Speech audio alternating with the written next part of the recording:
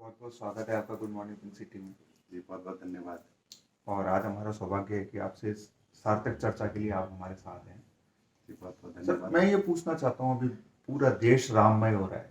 पूरे देश में जो है राम मंदिर का वहाँ पे अभी जो है वहाँ पे प्राण प्रतिष्ठा हुई है। पूरा देश में राम का माहौल है। कहीं जाहिर है कहीं चर्चाएं भी सामने आएगी, कोई जी, प्लस जी। में आएगी, कोई माइनस में आएगी, कोई जी। इसका राजनीतिकरण करेगा, कोई इसको लेकर के कहीं चीजें आएगी। मैं तो बल्कि ये कहूंगा कि भगवान राम की जो पूरी वंशावली है ऊपर से लेकर नीचे तक अपने अपने तरीके से लोग बाग इसमें अपनी बात रखेंगे। और कुछ एक चर्चा चल रही है इस समय भगवान राम के जन्म को लेकर के, क्योंकि जी। इतना साल हो गया, वो जो है आपके त्रेता युग की बात थी और अभी ये कलयुग चल रहा है, इतनी इतनी चीजें आ रही है। तो इसमें जो भगवान राम के, आपको भी नोटिस आई होगी ये चीज कि भगवान राम के जन्म को लेकर के कुछ विद्वान अपनी बात रख रहे हैं, इसमें कुछ राजनीतिज्ञ भी कूद पड़े हैं। क्या कहना चाहते हैं आप इसके बारे में? क्या क्या है आपका मंतव्य? देखिए, जो आप कहना चाह रहे हैं वो मैं बहुत अच्छी तरह से समझ पा रहा हूँ कि आप किस संदर्भ में मुझसे क्या पूछना चाह रहे हैं। पहले तो मैं आपका बहुत धन्यवाद करना चाहूँगा कि आप एक वरिष्ठ पत्रकार भी हैं, एक प्रमुख पत्र के आप, समाचार पत्र के आप मुख्य संपादक भी हैं, एक नेशनल न्यूज़पेपर के अंदर आप जुड़े हुए हैं। आपका एक अपना व्यक्तिगत आपका एक रुतबा रहा है पत्रकारिता के अंदर। धन्यवाद धन्यवाद जी।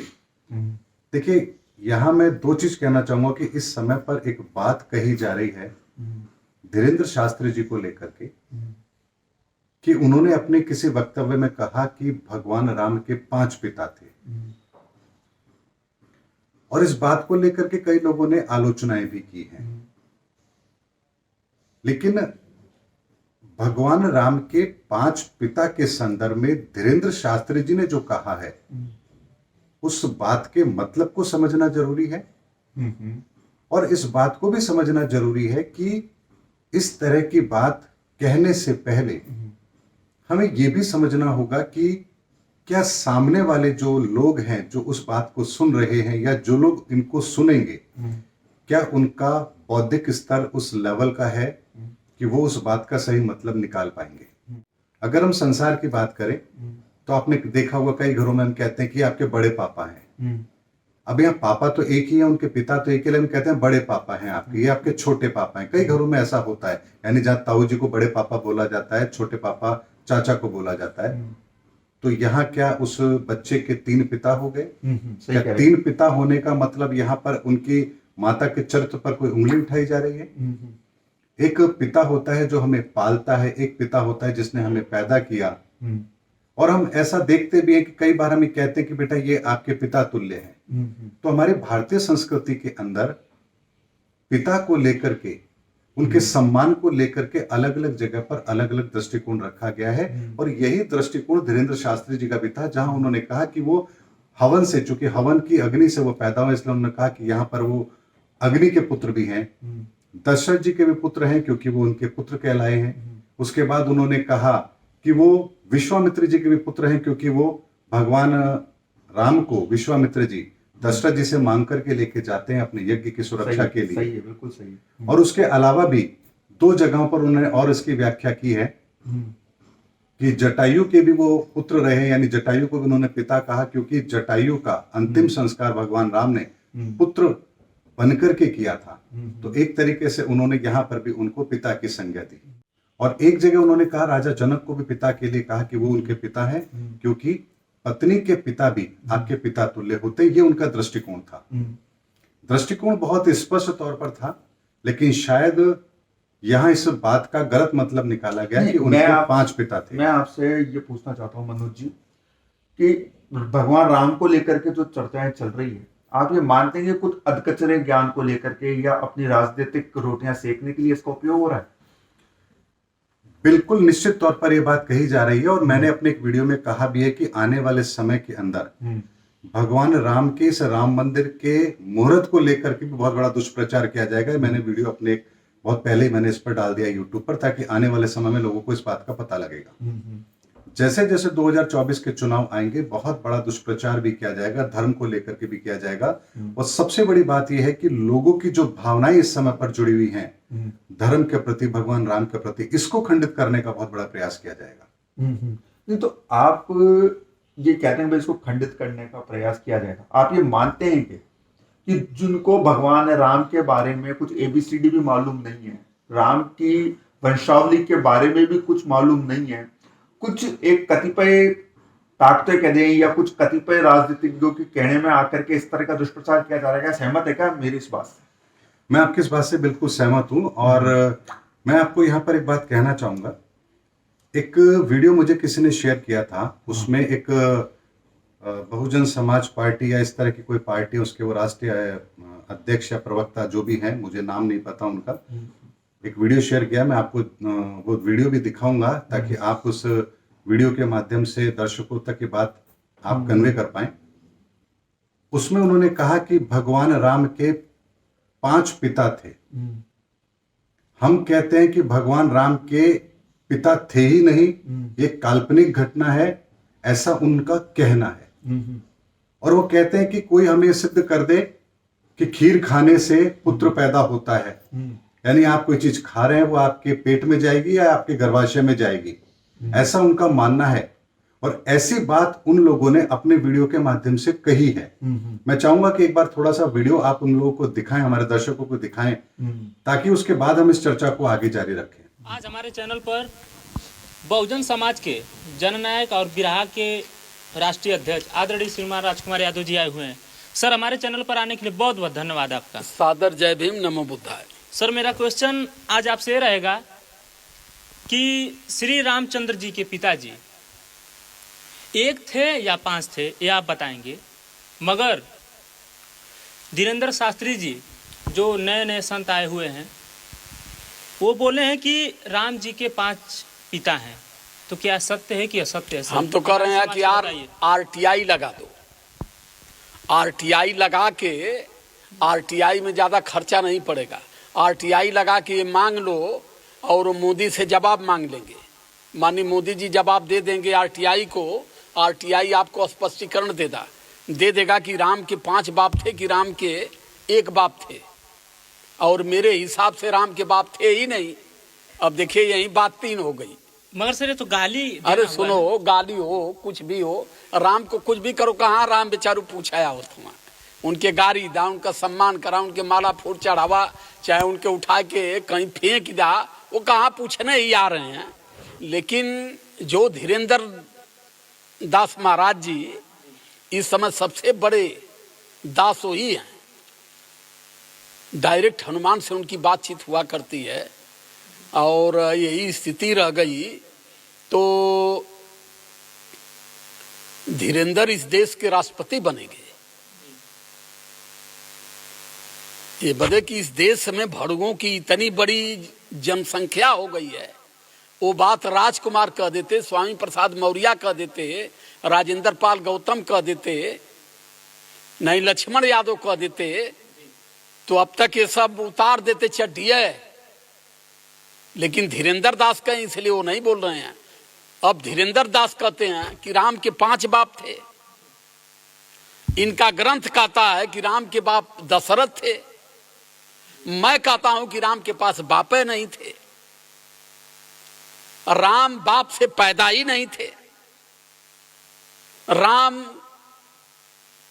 के जो बाप थे, मतलब पदन मानल जाए, राम के जो बाप थे वो हिरणी से पैदा थे। उनका नाम श्रृंगी ऋषि था। वो 8 अंग के टेढ़े मेढ़े थे ऐसे। श्रृंगी ऋषि खीरा लाए, काट के दिए दशरथ को कि ले जाओ रानियों को खिला दो। तो रानी खैली तो खीरा कट रह जान तो 3 थे। 3 खीरा था, 3 नहीं था, 2 था। 2 खीरा ऐसा मिलता ग्रंथों में कि 2 खीरा था। 1 खीरा में 2 ठे रानी आदि खैली। आ 1 ठे खीरा दशरथ के कही के बहुत ज्यादा मान है। तो कहला हमार बुच्ची तू पूरा खीरा ले ला 1 ठे। तो 1 ठे आधा कही के दोनों खैली। तो उनके 2 लड़का भैला। आई जो अधिका खैली कौशल्या या सुमिंत्रा, उन्होंने 1 ठे भैला। ये भारत का सबसे बड़ा धर्म ग्रंथ है, जिसके लिए चड्ढी उतार के सर नीचे करके पैर ऊपर करके कूद रहे हैं। इससे बेसी ये कुछ करने वाले नहीं है। अभी कोई आएगा कहेगा कि भगवान श्री राम के 21 पिता थे। अब 21 पिता कैसे थे तो वो अपने तरीके से वो सिद्ध करेगा। अब धीरेन्द्र दास कहे कि राम के 5 बाप थे। मेरे तो ये समझ में ही नहीं, अब तक नहीं आ रहा है मैं किस एविडेंस पर कहता हूं कि राम यहां पैदा ही नहीं हुए। मैं तो कहता हूं कि राम नाम का कोई था ही नहीं यार, चाहे 5 बाप हो, चाहे 1 बाप हो, चाहे खीरा पैदा हो। एक मनगढ़ंत कहानी है, इसमें कुछ है वो नहीं।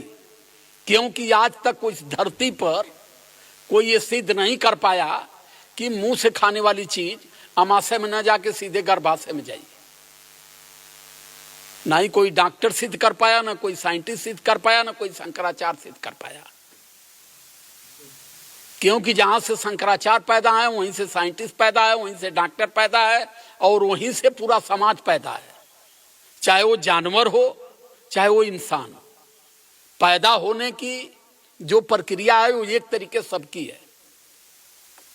लेकिन कोई मुंह से पैदा हुआ, अब इनके ग्रंथों को मैं क्या कहूं, कोई मुंह से पैदा हुआ, कोई कीचड़ से पैदा हुआ, कोई नाक से पैदा हुआ, कोई मेघी से पैदा हुआ, कोई मछली से पैदा हुआ। ये केवल हिंदू के ही धर्म ग्रंथ में पढ़ाया जाता है।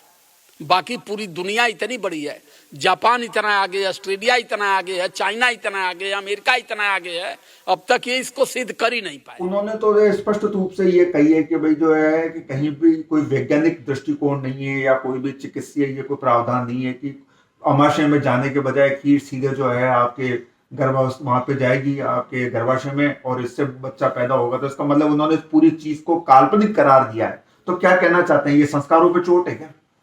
देखिए, ये मैं कहूंगा कि उनकी अज्ञानता है कि वो ऐसा कह रहे हैं, ये उनका अधूरा ज्ञान है। अधूरा ज्ञान इसलिए है कि वो कह रहे हैं कि खीरा खा करके भगवान राम पैदा हुए। यहां तक कि उन्होंने अभी तो शास्त्रों को भी नहीं पढ़ा है कि शास्त्रों में किस चीज का वर्णन किया गया है। शास्त्रों में कहा गया है कि यज्ञ किया गया, पुत्र कामिष्ठ यज्ञ किया गया, वहां से यज्ञ नारायण प्रकट होते हैं, राजा दशरथ को खीर देते हैं, खीरा नहीं खीर देते हैं। वो खीर राजा अपनी दोनों रानियों को देते हैं, दोनों रानियां अपने उस खीर में से एक एक हिस्सा तीसरी रानी को देते हैं और इस तरह से भगवान और उनके 3 भ्राता यानी दशरथ जी के 4 पुत्र पैदा होते हैं। मतलब आपका कहने का मतलब ये जो भी नेता थे इन्होंने एक तरह से उपहास किया है भगवान राम का, जो अभी इतने कई सदियों से अब हमारी जो परंपरा चली आ रही है भगवान राम को लेकर के, एक जो एक आस्था का केंद्र बन गए हैं भगवान राम, उसको लेकर के उन्हें उपहास करने का प्रयास किया है सिर्फ एक अपनी राजनीतिक रोटियां सेकने के लिए। क्या कहना चाहते हैं? बिल्कुल, ये उन्होंने बहुत बड़ा उपहास किया है बिना इस चीज को जाने कि सत्य क्या है। हिंदू धर्म, वैसे मैं कहूंगा हिंदू संस्कृति, धर्म तो एक ही है संसार के अंदर, वो है सनातन धर्म। सनातन धर्म को जिसने जान लिया वो सृष्टि के आरंभ को भी जान जाता है और सृष्टि के अंत को भी जान जाता है और सृष्टि के अंदर क्या क्या संभव है ये इस चीज को भी वो अच्छी तरह से जान जाता है। एक चीज मैं और कहना चाहता हूँ, निश्चित रूप से आपने काफी अध्ययन किया है। कई साल पहले एक प्रमुख राजनीतिक पार्टी ने कोर्ट में यह हलफनामा दिया था कि राम सेतु को लेकर के, कि वहां पे कभी भगवान राम गए नहीं, कभी रामायण की कोई रचना हुई नहीं, राम सेतु का निर्माण हुआ ही नहीं, और उसके बाद जो है इस पर काफी बवाल मचा था। तो आपको नहीं लगता कि कहीं ना कहीं वो की वही घटना या उस तरह का कोई दृश्यावलोकन वापस होने जा रहा है? देखिए, ये सब कुछ यूं ही नहीं हो रहा है। आने वाला समय अगर युग परिवर्तन का है, धर्म युग की स्थापना होनी है, तो हमारे इन तमाम प्रश्नों का उत्तर हमें जरूर मिलेगा। तो अब यहां पर मैं आपसे थोड़ा समय लेना चाहूंगा कि जो उन्होंने कहा कि खीर से क्या बच्चे पैदा हो सकते हैं, तो मैं उन्हें कहना चाहूंगा कि अगर आप साइंस को जानते हैं और अगर वर्तमान में भी थोड़ी सी नॉलेज रखते हैं, तो मैं आपको एक छोटा सा उल्लेख आपको बताता हूं। कोमोडो ड्रैगन एक छिपकली होती है जिसकी लंबाई करीब 10 फीट होती है, वजन 7 होता है, इंडोनेशिया के कुछ तटीय इलाकों में पाई जाती है। वो छिपकली बिना नर के संपर्क में आए बच्चे पैदा करती है। ये आप गूगल करके देख लेंगे, आपको पता चल जाएगा।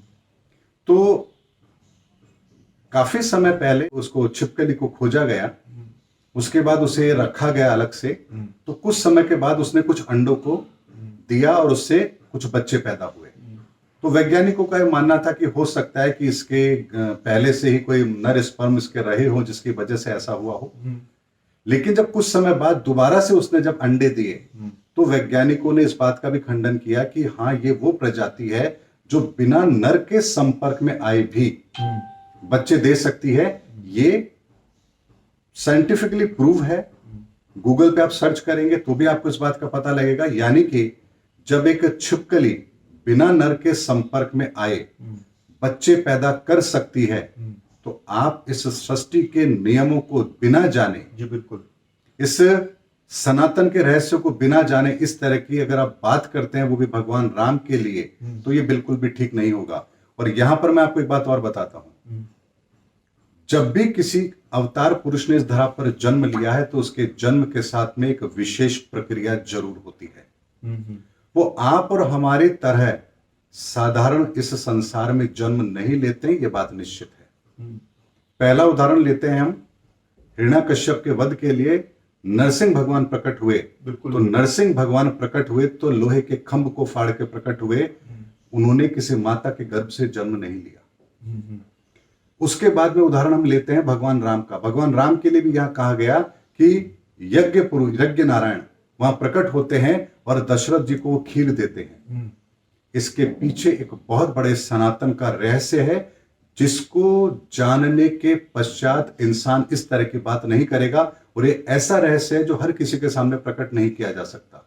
लेकिन संक्षेप में आपको ये बात जरूर बताना चाहूंगा, हमारे जो ऋषि मुनि होते थे वो इस सनातन के रहस्य को जानते थे।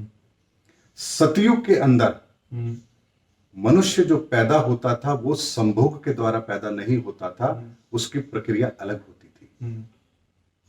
लेकिन वो प्रक्रिया क्या थी? वो सनातन प्रक्रिया है।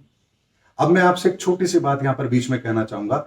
बच्चे अक्सर एक सवाल करते हैं, पहले मुर्गी आई या पहले अंडा आया? सही है, बिल्कुल सही। साइंस के पास इसका उत्तर है कि पहले मुर्गी आई या पहले अंडा आया। चलिए इस बात को ब्रॉड वे में लेते हैं, पहले नर आई या पहले मादा आया? इंसान पैदा कैसे हुआ? इस सृष्टि के अंदर कभी ना कभी, कहीं ना कहीं, कभी तो कोई इंसान पैदा हुआ होगा। वो कैसे पैदा हुआ? आप कहेंगे नर से पैदा हुआ तो मादा कहां से आई, मादा से पैदा हुआ तो नर कहां से आया? हमेशा यानी कि इस संसार के अंदर हमारे पैदा होने के पीछे भी एक ऐसा रहस्य है जिसे हम नहीं जानते, और ये सनातन रहस्य है। तो आप ये कहीं ना कहीं मनोज जी मानते कि एक नई चर्चा जो आप जिन भी आपके ये राजनीतिक दल के जो कई ये भी बात जो बात सामने आई, एक नई चर्चा छेड़ दी है उन्होंने इसको लेकर के। अब नित्य नई चर्चाएं रोज आपको चैनलों पे सुनने को मिलेगी इनको लेकर के, तो ये एक नई परंपरा का सूत्रपात नहीं हो गया कहीं? ऐसा होना जरूरी है, क्योंकि जब तक कोई ऐसे प्रश्न नहीं करेगा, उनका उत्तर प्रामाणिक तरीके से नहीं मिलेगा, लोग सनातन को स्वीकार कैसे करेंगे? तो ये मान लिया जाएगा कि ये मानसिकता घृणित है या इनको अभी और अध्ययन की जरूरत है? इन्हें अध्ययन की तो जरूरत है ही, क्योंकि इनका अध्ययन तो अभी है ही नहीं। मैंने जैसे आपसे कहा कि भगवान राम के जन्म के समय भी एक ऐसी विधा का प्रयोग हुआ जो सनातन है, क्योंकि भगवान जब भी इस धरा पर आते हैं एक सनातन प्रक्रिया को फॉलो करते हैं। हमारे शास्त्रों में ऐसे बहुत से तरीके दिए गए हैं जिस तरीके से हम अपनी जो इच्छाएं होती है उनको पूरा करने के लिए उन विकल्पों को तलाशते हैं या उन विकल्पों का सहारा लेते हैं। उस समय पर भी, भगवान राम के समय पर भी, जो कि दशरथ जी के संतान नहीं हो रही थी, तो वो अपने दरबार में इस प्रश्न को रखते हैं, इस समस्या को रखते हैं। तो वहां उन्हें एक सुझाव दिया जाता है कि राजन, आप उन ऋषि के पास जाएं, वो आपको पुत्र कामेष्टि यज्ञ के बारे में आपको बताएंगे और वही उसको करने में सक्षम है जिसके द्वारा आपको संतान की प्राप्ति हो सकती है। तो वहां पर वो पुत्र कामेष्टि यज्ञ करते हैं। यहां पर यज्ञ का शब्द का इस्तेमाल किया गया। यज्ञ का मतलब होता है आवाहन।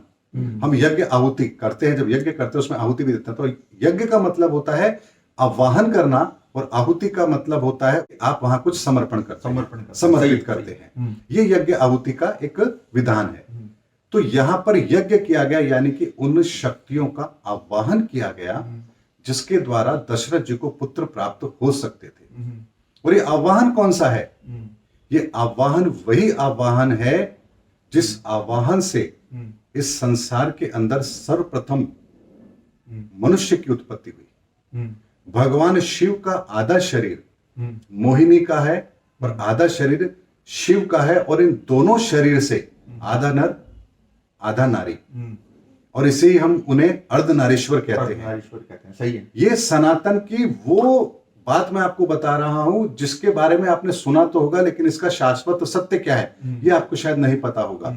उसी अर्धनारीश्वर से भगवान ने इस संसार की रचना की है, और वो रचना जो हुई है इस संसार की वो इतने पवित्र तरीके से हुई है कि जिसके बारे में यदि आप जान लेंगे तो आप उस परमात्मा की बनाई हुई इस संसार की कृति के लिए ये कहेंगे कि वाह ईश्वर, तूने क्या ये संसार बनाया। क्योंकि मनुष्य केवल ऐसे ही पैदा हो भोग संभोग के द्वारा, ऐसा नहीं है। इसके अलावा भी एक पद्धति है जो सनातन से जुड़ी हुई है। सतयुग में इसी पद्धति का प्रयोग किया जाता था, और यही पद्धति का प्रमाण हमारे शास्त्रों में और भी जगह दिया हुआ है। जैसे आपने सुना होगा नागमणि के बारे में, आपने सुना होगा गजमुक्ता के बारे में। नागमणि क्या है, गजमुक्ता क्या है? जब व्यक्ति इन भोग विलासिता को या इसके तरफ आकर्षित नहीं होता है तो वो अपनी योग शक्ति को भी बढ़ाता है। नहीं, जैसे आपने रामायण का बताया, महाभारत में भी कुछ नहीं, इसी चीज को मैं आपको कंप्लीट करता हूं। तो अपनी योग शक्ति को बढ़ाता है, और ये तपोबल उसका मणि के रूप में यहां स्थित होता है।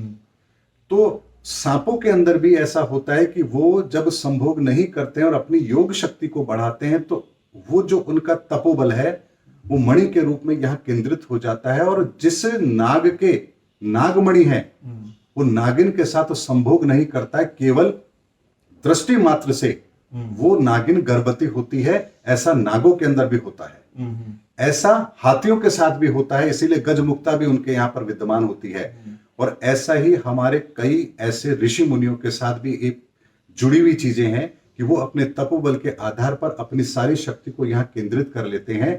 और यहां जब वो केंद्रित करते हैं तो यहां ललाट पर इस जगह सफेद रंग का एक निशान हो जाता है, एक आभा मंडल अलग सा उनके चेहरे पर दिखने लगता है। और चूंकि जो इस मार्ग पर चलने वाले लोग हैं वो अपनी इस कमी को छुपाने के लिए बाद में यहां पर उन्होंने तिलक लगाना आरंभ कर दिया, ताकि कोई ये ना पहचान पाए कि हम में वो तेज है या नहीं है। और इसी तेज का प्रयोग करके भी वो संतान उत्पत्ति कर सकते थे, ये बात सत्य है। और इसीलिए वैदिक समय पर अगर हम सतयुग की बात करेंगे, त्रेता की बात करेंगे, तो उस समय पर भगवान शिव के उसी स्वरूप को ध्यान में रखते हुए एकांत में किसी ऐसी जगह पर शिवलिंग की स्थापना की जाती है, और वहां पर उसी सनातन पद्धति के द्वारा ईश्वर का आह्वान किया जाता है, और वहीं से कौस्तुभ की प्राप्ति होती है, और उसी कौस्तुभ से गर्भ धारण होता है। या किसी भी तरह के शारीरिक संबंधों का प्रयोग नहीं होता है, और इसी से वो दिव्य पुरुष, वो ईश्वर परमात्मा इस धरा पर जन्म लेते हैं। वो हमारी तरह एक सामान्य प्रक्रिया से जन्म नहीं लेते हैं। इस बात को आप रामायण के अंदर भी यहां पर सिद्ध होती है कि जब उन्होंने उस यज्ञ का अनुष्ठान किया, यज्ञ मतलब आवाहन, यहाँ आवाहन दूसरा था। यहाँ यज्ञ का मतलब वो नहीं था कि उन्होंने बीच में एक कुंड बनाया, उसमें अग्नि है, उसमें कुछ उन्होंने डाला, फिर वहां से यज्ञ नारायण प्रकट हुए। यहाँ ऐसा नहीं, सांकेतिक वर्णन है हमारे शास्त्रों के अंदर। तो यहाँ पर यज्ञ नारायण प्रकट होते हैं, यानी ऋषि जो उस भेद को जानते थे, सनातन के भेद को जानते थे, वहां वो उस प्रक्रिया के द्वारा उस कौस्तुभ की प्राप्ति करते हैं। वो कौस्तुभ दशरथ जी को दिया जाता है। दशरथ जी उस कौस्तुभ को अपनी रानियों में बांटते हैं, और रानियां उस कौस्तुभ के एक एक हिस्से को तीसरी रानी को देते हैं, और तीसरी रानी के द्वारा 2 पुत्र और उनके द्वारा एक एक पुत्र की प्राप्ति होती है। ये वो सनातन प्रक्रिया है जिससे भगवान राम पैदा हुए। अब आपके मन में प्रश्न आएगा कि ये तो मैं जो बात कह रहा हूं ये तो ऐसी है, इसको कौन सिद्ध करेगा? तो अगर समय आया, ईश्वर ने आदेश किया, तो इसी प्रक्रिया को प्रैक्टिकल भी करके दिखाया जा सकता है। लेकिन ये वो सनातन प्रक्रिया है जिसका प्रयोग केवल ईश्वरीय आदेश के लिए हो सकता है, उसके साथ हो सकता है। बिना ईश्वरीय आदेश के इसे नहीं दोहराया जा सकता, इसे नहीं किया जा सकता। और इसका दूसरा प्रमाण आपको देता हूं। भगवान श्री कृष्ण का जन्म कहां हुआ? कारागार में हुआ। भगवान श्री कृष्ण का कारागार में जन्म हुआ। कंस ने देवकी और वासुदेव दोनों को बेड़ियों में जकड़ रखा था, दोनों बेड़ियों में जकड़े हुए थे, दिन रात पहरा था। आप विचार कीजिए, जहां दिन रात पहरा है, क्या वहां पर वो इस तरह की क्रियाओं को कर सकते हैं? कहीं ना कहीं शर्म का पर्दा तो होता है। फिर यहां भगवान श्री कृष्ण कैसे पैदा हो रहे हैं जहां 24 घंटे पहरा है? क्योंकि यहां पर भी वासुदेव और देवकी दोनों के दोनों उसी प्रक्रिया, उसी सनातन प्रक्रिया को फॉलो करते हैं और योग शक्ति के द्वारा वहां पर भगवान श्री कृष्ण का जन्म होता है, वो प्रकट होते हैं। इसीलिए हम मनुष्यों का जन्म होता है और भगवान प्रकट होते हैं। एक बहुत बड़ा भेद है जो उन लोगों को समझ नहीं आएगा जो इस प्रक्रिया को इसी तरह से देखते हैं कि एक पुरुष होगा, एक स्त्री होगी और उनके संभोग से संतान पैदा होगी। इसीलिए मैंने कहा ना कि पहले मुर्गी आई या पहले अंडा आया, इसको पहले प्रूफ सही है, सही है। तो पहले इंसान में भी नर आया मादा आई, इसको आप कैसे प्रूफ करेंगे? लेकिन हुआ तो है ऐसा। और कैसे हुआ है ये सनातन को समझेंगे तब हमें पता लगेगा कि ये कैसे संभव है। तो अब समय आ गया है कि मनोज जी, मैं ये पूछना चाहता हूँ कि सनातन को लेकर के काफी चर्चाएं हो रही है ला करके कि सनातन, और इसको कोई है कि जो सनातन में नहीं जाना चाहते, उसके मर्म में नहीं जाना चाहते, वो लोग जो है उसको राजनीति से जोड़ रहे हैं, सांप्रदायिकता से जोड़ रहे हैं। तो कहीं ना कहीं अब समय आ गया है कि बाल्यावस्था से ही बालकों को सनातन के संस्कार और शिक्षा देनी शुरू कर दी जाए। क्या कहना चाहते हैं? ये बात आपकी बिल्कुल ठीक है, लेकिन मैं यहां पर एक बात कहना चाहूंगा कि सनातन का मतलब क्या है, पहले ये समझना बहुत जरूरी है। तीन यहां पर शब्द आते हैं, सनातन, पुरातन और नवीनतन। पुरातन का मतलब होता है जो कभी भविष्य भूतकाल में था, उसे हम पुरातन कहते हैं। पुरातनवादी, सही है। नवीनतन क्या होता है? जो अभी जनरेट हुआ है, जिसको आप प्रयोग में ले रहे हैं। लेकिन सनातन, सनातन क्या है? सनातन वो है जो पहले भी था, जो आज भी है और जो आगे भी रहेगा। और जो पहले भी था, आज भी है, आगे भी रहेगा, वही सनातन है। समय का चक्र उसे प्रभावित नहीं करता। और जहां जहां भी हम अपनी इस दृष्टि को फैलाएंगे, हमें वहां वो सनातन जरूर नजर आएगा, क्योंकि सनातन शाश्वत है। नहीं, एक चीज और मैं पूछना चाहता हूँ कि कुछ लोग इसको सनातन को हिंदू धर्म के साथ जोड़ते हैं, और आपके जो आप कहना चाह रहे हैं उसके अनुसार सनातन व्यापक है, वैश्विक है। इसका पूरा जो रूप है वो पूरा का पूरा वैश्विक है सनातन का, ऐसे ही कोई नहीं है। और कुछ लोग इसको जो है, जो राजनीतिक के ले लो, उस सनातन का उन्होंने कुछ एक तरह से परिभाषित कर दिया केवल एक हिंदू धर्म के साथ। तो क्या है आपका? देखिए, सनातन की जब बात आती है तो हमें सबसे पहले इस सृष्टि के सबसे पहले वेद को देखना पड़ेगा, जो ऋग्वेद है। ऋग्वेद के अंदर 10 मंडल दिए गए हैं। 10 मंडल में 9 मंडल में 9 आयामों की परिभाषा दी गई है। 10वें मंडल में इन 9 आयामों के द्वारा सृष्टि की रचना और उसके संदर्भ में बहुत कुछ कहा गया है। अगर हमें अपने संशयों का समाधान चाहिए तो हमें ऋग्वेद के इन्हीं 10 मंडलों को अच्छी तरह से समझना पड़ेगा, तो हमें सृष्टि के उत्पत्ति का रहस्य भी समझ में आएगा कि कैसे पहले आयाम को उन्होंने परिभाषित किया, दूसरे आयाम को कैसे परिभाषित किया, तीसरे आयाम को कैसे परिभाषित किया, ये कैसे हमारे संसार में काम करते हैं, 3 आयामों का क्या रोल है, बाकी के 3 आयामों का क्या रोल है। और ये जो ऋग्वेद है, इसके अंदर 10 मंडल ही क्यों, 10 मंडलों में किस चीज का वर्णन किया गया है। सनातन इस सृष्टि के आरंभ से आरंभ होता है, और कैसे होता है इसको मैं आपको बताता हूं। हमारे वेदों के अंदर कहा गया है कि ज्योतिष वेदों की आंख है। आंख का मतलब क्या होता है? जो आपको देखने की क्षमता देती है। ये संसार है, सत्य नजर आ रहा है। अगर मैं कहूं कि आप अपनी आंखें बंद कर लीजिए तो आपको ये संसार दिखाई नहीं देगा। बिल्कुल सही। इसी तरह से यदि आप ज्योतिष को नहीं जानते हैं तो आपको वेद समझ नहीं आएंगे, क्योंकि वेदों की आंख है ज्योतिष। लेकिन ज्योतिष वो नहीं जिसे आज हम लोग देख रहे हैं कि हम लोगों की कुंडली लेकर के जाते हैं ज्योतिष वेदों के पास में, वो बताते हैं, भविष्य बताते हैं। ज्योतिष ये नहीं है, ये तो उसका बहुत छोटा सा रूप है, होरा शास्त्र का एक बहुत छोटा सा रूप है। ज्योतिष की उत्पत्ति कहां से होती है? इस संसार की रचना, यानी कि जब इस ब्रह्मांड में कुछ भी नहीं था, सब तरफ अंधकार था, तब एक ज्योति पैदा होती है तीश की तरह। जैसे आग की तीश आतिश कहलाती है, यानी आप जब आतिशबाजी करते हैं तो वहां आग होती है, आग का एक फैलाव होता है, विस्तार होता है, उसे आप आतिश कहते हैं। उसी तरह से इस ब्रह्मांड के अंदर सबसे पहले वो ज्योति प्रकट होती है, और ज्योति यानी उस प्रकाश का तीश, उसका विस्तार, यहां से ज्योतिष की परिभाषा शुरू होती है। यानी हमारे शास्त्रों में जब ज्योतिष की बात आती है तो सृष्टि के आरंभ से उस ज्योति के तीश के साथ में इसकी व्याख्या आरंभ होती है।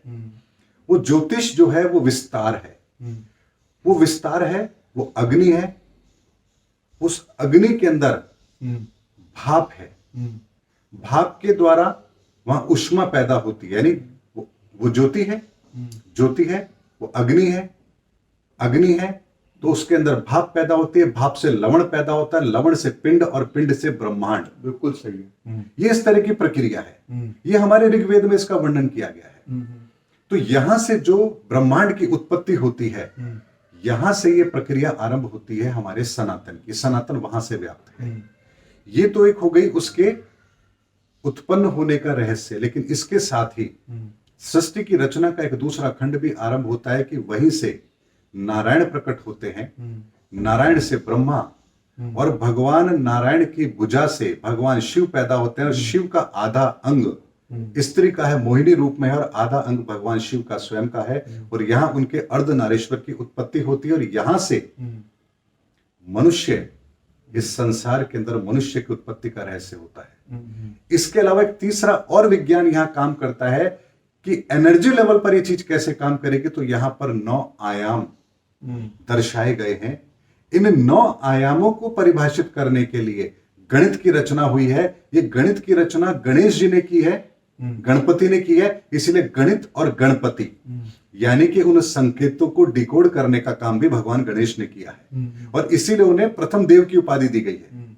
वास्तविकता यह है, इस संसार के अंदर जो कुछ भी उत्पन्न हुआ है उसको डिकोड करने का काम गणेश जी ने किया है, गणपति ने किया है। अच्छा, तब से ये चीज है। और इसकी भी बहुत बड़ी व्याख्या है। पहले अंक का निर्माण हुआ, अंकों से उसका सारांश, सारांश से उसका सार, और सार से उसकी व्याख्या, और व्याख्या से फिर ग्रंथों के अंदर उसको लिखा गया। ये काम ऋषियों ने किया है। ये इस तरह से प्रक्रिया चली है, तब जाके इस ब्रह्मांड का रहस्य हमारे सामने आया है। और आपको यहां एक बात और बताता हूं, ब्रह्मांड के 9 आयाम हैं, इसीलिए हमारे गणित के अंदर भी 1 से 9 तक हैं, और उसके बाद शून्य है। शून्य इस ब्रह्मांड की प्रक्रिया को दर्शाता है, अर्थात ब्लैक होल को रिप्रेजेंट करता है। और ये गणित जो है, ये गणित को हम साधारण समझने की गलती ना करें तो बेहतर होगा, क्योंकि ये गणित इस संसार की भाषा है। जैसे पानी का एक रूप है H2O, वैसे इस ब्रह्मांड के 9 आयामों के रूप हैं अलग अलग 1 to 9। और इसके अंदर भी आप देखिए, हम कुछ घटा सकते हैं, कुछ जोड़ सकते हैं, कुछ गुणा कर सकते हैं, कुछ भाग कर सकते हैं, और इस संसार के अंदर भी इन्हीं 4 तरीकों से इस सृष्टि का निर्माण होता है। आप किसी पदार्थ के साथ किसी पदार्थ को जोड़ सकते हैं, आप किसी पदार्थ से किसी पदार्थ को अलग कर सकते हैं, आप किसी पदार्थ के साथ किसी पदार्थ की क्रिया को कराकर नए सृजन के रूप में किसी चीज को लेकर आ सकते हैं, या आप किसी पदार्थ में से किसी पदार्थ को आप निकाल सकते हैं। यही प्रक्रिया इस सृष्टि के अंदर भी चलती है। और इसीलिए इन 9 आयामों को भी 3-3 आयामों को भी आदि समय से चलती आ रही है। ये आदि समय से चलती आ रही है। बहुत बड़ा विज्ञान है। यही हमारे सनातन की खूबी है कि इतना बड़ा विज्ञान है, और ये विज्ञानों का ज्ञान हमारे तक्षशिला नालंदा विश्वविद्यालयों में भरा पड़ा था, और उसे इसलिए जला दिया गया ताकि भविष्य में इस बात का कोई सबूत ही ना रहे कि ये ज्ञान इतना प्राचीनतम ज्ञान है। यहां मैं एक बात और कहना चाहूंगा, एक भगवान राम के चरित्र से संबंधित एक बात को और फैलाया जा रहा है कि ऐसे उन्होंने शूद्र की तलवार से काट करके उनकी गर्दन काट दी, उसका वध कर दिया, क्योंकि वो शूद्र जो है तपस्या कर रहा था, ऐसा वाल्मीकि रामायण के अंदर वर्णन आया है। ये बिल्कुल सरासर गलत है। ये हमारे शास्त्रों के साथ छेड़छाड़ की गई, और हमारे शास्त्रों के साथ छेड़छाड़ इसलिए की गई है ताकि भविष्य के अंदर जब कभी भी 100, 200, 500 साल बाद भी जब इस तरह का ये प्रश्न उठेगा, तो हमारे पास किसी भी तरह का कोई एविडेंस ना रहे कि नहीं, ऐसा नहीं कहा गया। यहां पर हमें अपने विवेक का इस्तेमाल करना पड़ेगा। हम भगवान राम के लिए कैसे सोच सकते हैं कि उन्होंने किसी शूद्र की हत्या की होगी, उसकी गर्दन काट दी होगी, सिर्फ इसलिए कि वो शूद्र है और तपस्या कर रहा है? वेदों का अध्ययन कर रहा है, ऐसा हो नहीं सकता। क्योंकि भगवान राम के चरित्र के साथ आप इस घटना को जोड़ के देखिए, भगवान राम ने केवट को गले लगाया, भगवान राम ने वानरों को गले लगाया, भगवान राम ने सबरी के झूठे बेर खाए, भगवान राम ने अहिल्या का उद्धार किया, भगवान राम के जीवन के अंदर तो उन्होंने वो आदर्श स्थापित किए हैं जो आज भी हम नहीं कर सकते। उन्होंने तो निम्न से निम्न स्तर के व्यक्ति को भी हृदय से लगाया है। ऐसे भगवान राम के चरित्र को दूषित करने के लिए कितना बड़ा षड्यंत्र किया गया है, इस बात को हम इस बात से अच्छी तरह से समझ सकते हैं कि यूं ही हम पर राज्य नहीं किया गया, यूं ही हम पर राज नहीं किया गया। मनोज जी, कहीं ना कहीं ये बात आ रही है कि ये सनातनवादी पुरातनवादी जो एक चीज है अपने हमारे यहाँ पर जो एक बना हुआ एक अध्यात्म का वातावरण, उस पर एक ठेस लगने लगी है। कोई इसका मुद्दा है कि राजनीतिकरण होता जा रहा है, इस वजह से जो है रोज रोज एक नई नई बात निकल करके आ रही है। तो इसको नहीं लगता कि भाई इससे कोई एक ठेस लगने की एक वातावरण पैदा हो रहा है अपने यहाँ? देखिए, ये सब कुछ तो होना ही है, और ये इसलिए होना है कि मैंने ये कहा कि आने वाला युग धर्म युग है, और धर्म युग है तो धर्म युग में अधर्म हो नहीं सकता। इसलिए हमारे जितनी भी शंकाएं हैं उनका समाधान होना जरूरी है, और वास्तविक तौर पर इसका समाधान होगा, एविडेंस के तौर पर इसका समाधान होगा। अगर मैंने आपसे कहा कि सनातन प्रक्रिया के द्वारा इंसान इस धरती पर जन्म लिया करते थे सतयुग के अंदर, तो वो प्रक्रिया आज भी दोहराई जा सकती है, लेकिन उस प्रक्रिया को कैसे अपनाया जाएगा इसके लिए भी समय ऊपर वाला निश्चित करेगा। ऐसे बहुत से लोग होंगे जिस प्रक्रिया के बारे में जानते होंगे, ऐसे कई ऋषि मुनि होंगे जिस प्रक्रिया के बारे में जानते होंगे, ऐसे कई लोग होंगे जो आज हिमालय के कंदराओं में बैठे हुए योग तप साधना कर रहे होंगे, वो इस प्रक्रिया को जानते हैं। लेकिन बात वही होती है कि जो जानता है वो हमेशा नियम कायदों की पालना करता है, अपने दायरे में रहता है, और जो नहीं जानते हैं वो उछल कूद करके अपने आप को श्रेष्ठ साबित करने की कोशिश करते हैं। इसीलिए आप देखिए कि भगवान श्री कृष्ण के पास सुदर्शन चक्र था, वो चाहते तो 1 सेकंड में महाभारत को खत्म कर सकते थे, लेकिन उन्होंने कभी भी प्रकृति के नियमों का उल्लंघन नहीं किया। लेकिन वही जो दुष्ट प्रवृत्ति के लोग होते हैं, अगर उनके पास जरा सी भी शक्ति आती तो उसका दुरुपयोग करते हैं। यही कारण है कि सनातन प्रक्रिया वो प्रक्रिया है जिसके द्वारा इंसान उस सत्य को जानता है, और उस सत्य को जानने के पश्चात वो अपने जीवन का सर्वश्रेष्ठ इस समाज को देने की कोशिश करता है, और उसके पीछे उसकी भावना बिल्कुल भी नहीं होती कि उसे मान सम्मान की प्राप्ति हो। तो समय आ गया है कि एक सार्थक बहस होनी चाहिए। बिल्कुल होनी चाहिए। धर्म युग में अगर हम प्रवेश कर रहे हैं तो धर्म का प्रमाण तो हमें देना ही पड़ेगा कि हमारे विचारों के अंदर, हमारे कर्म के अंदर, हमारे व्यवहार के अंदर कहां धर्म है। तभी तो हम धर्म के वेश में जो छुपे हुए अधर्म करने वाले लोग हैं उनको बाहर निकाल पाएंगे। और ये सब कुछ सनातन प्रक्रिया के तहत हो रहा है। जैसे आज से पहले इस चीज की चर्चाएं क्यों नहीं हो रही थी, आज ही क्यों इस चीज की चर्चाएं हो रही है। मैं 2018 से कहता आ रहा हूं कि ऐसी इस दुनिया की कोई समस्या नहीं जिसका समाधान हमें 2027 तक ना मिले। ये बात मैं 2018 से अपने वीडियो के माध्यम से कहता आ रहा हूं। आज भी यूट्यूब पर मेरे वो वीडियोज अवेलेबल हैं, जहां मैंने कहा राम मंदिर, 370, ट्रिपल तलाक, गोरे काले, दुनिया की ऐसी कोई समस्या नहीं जिसका समाधान ना निकल पाए। और ये बात भी मैंने कही है कि 30 मार्च 2025 इस कलयुग का अंतिम दिन है, और उस दिन के पश्चात धर्म युग का पहला दिन आरंभ हो चुका होगा। और धर्म युग का अगर समय आरंभ होने जा रहा है तो अधर्म को समाप्त तो होना ही पड़ेगा। और ये सारी प्रक्रियाएं जो चल रही हैं ये उसी का एक रूप है। और ये ध्यान रखिए कि संसार के अंदर परमात्मा की इच्छा के बिना कुछ भी नहीं होता है। तो ऐसे लोग जो इस तरह की वाणी बोल रहे हैं, इनसे ये शब्द बुलवाने का काम भी प्रकृति कर रही है, क्योंकि अब समय आ गया है कि इन प्रश्नों का उत्तर भी दुनिया को मिलना चाहिए। और ये तभी होगा जब हम सनातन को समझेंगे। ये तो नहीं कहना चाहते कि ये एक अघोषित रूप से एक आसुरी शक्तियां हैं जो उनके दिमाग को प्रभावित कर रही है। 100%। हम किसी के लिए कहते हैं अरे ये तो राक्षस है, तो क्या उसके सर पर सींग निकल आए हैं? क्या उसके बड़े बड़े दांत हो गए जैसा हमें राक्षसों को दिखाया जाता है? नहीं। यानी उनके भीतर उस तरह की असुर प्रवृत्तियों ने जन्म ले लिया है कि उसका आचरण अब असुरों के समान हो गया है। हमें कहते हैं कि ये इंसान कितना देवता के समान है। तो यहां पर जब हम देवताओं की बात करते हैं तो हम उसके आचरण से ही बात करते हैं। मनोज जी, भगवान राम से चल रही है, तो इससे रिलेटेड मैं एक प्रश्न आपसे पूछता हूँ कि 22 जनवरी को अभी जो रामलला की प्राण प्रतिष्ठा हुई अयोध्या में, उसके मुहूर्त को लेकर के भी कुछ प्रश्न उठे थे। जी ये जो प्रश्न है, ये चुनाव, लोकसभा चुनाव आसन्न है, पास में है, इसको देखते हुए ये ला रहे हैं, तो क्या वास्तव में 22 जनवरी के दिन जो जो मुहूर्त था वो 84 सेकंड का या कितने सेकंड का आप ज्यादा जानते हैं, तो वो जो था ये वास्तव में ये जो मुहूर्त आया था ये काफी समय बाद में आया था? क्या कहना चाहते हैं? देखिए, 22 जनवरी का जो मुहूर्त था, मैंने इस संदर्भ में भी एक बात कही है। 22 जनवरी 2 और 2 4 4 अंक राहु का होता है। राहु इस सृष्टि का, इस ब्रह्मांड का 8वां आयाम है।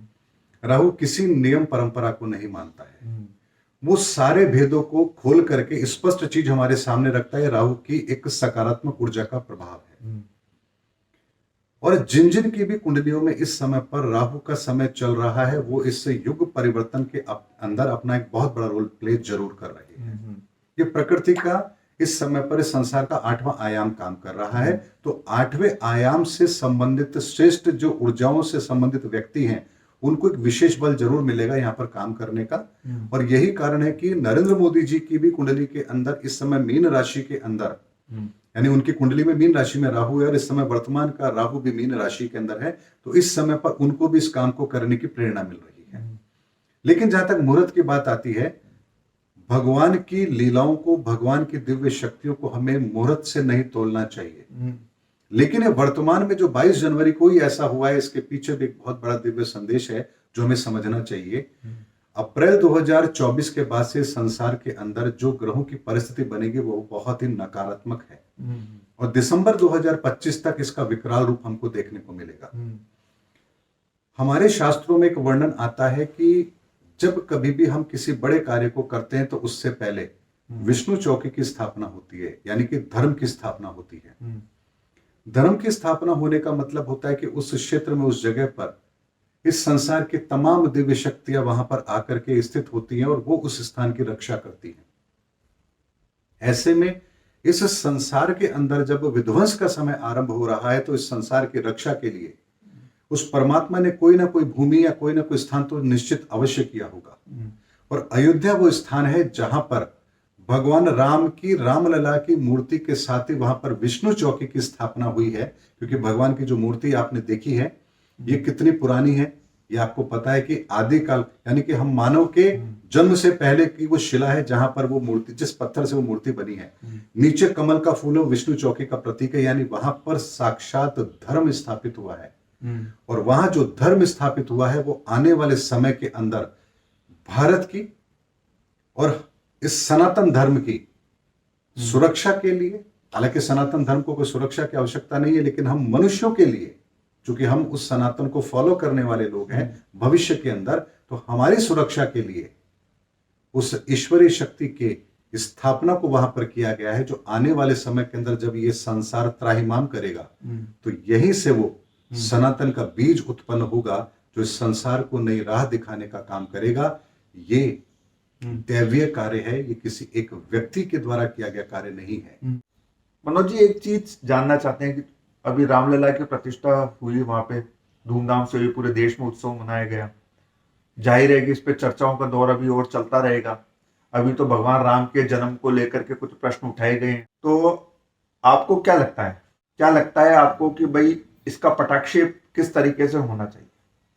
देखिए, ये बात तो निश्चित है कि आने वाले समय के अंदर धर्म को लेकर के एक बहुत बड़ी क्रांति पूरे विश्व में जरूर होगी।